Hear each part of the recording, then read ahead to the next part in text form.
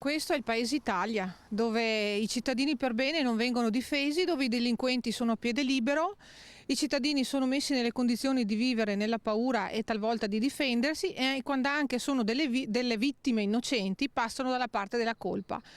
Non ci sarebbero parole se non che il governo sta sbagliando tutte le politiche per quello che riguarda la sicurezza. Ci si mette anche la magistratura stessa. Sì, beh, direi che non è una percezione, perché quando in maniera ripetitiva sappiamo e veniamo a conoscenza di episodi che ci toccano da vicino, non è più un caso isolato. Qui dal delinquente singolo alle bande organizzate ormai è questa diventata la terra di nessuno, ma tanto non hanno nulla da perdere, perché poi giustamente se i magistrati quando anche li prendono poi li lasciano uscire a piede libero, se io voglio delinquere dico vabbè, tanto cos'è che mi costa anche se faccio un'azione che non va bene. A farla grande mi tengono dentro mezza giornata, 2 ore, mi interrogano, mi mandano fuori.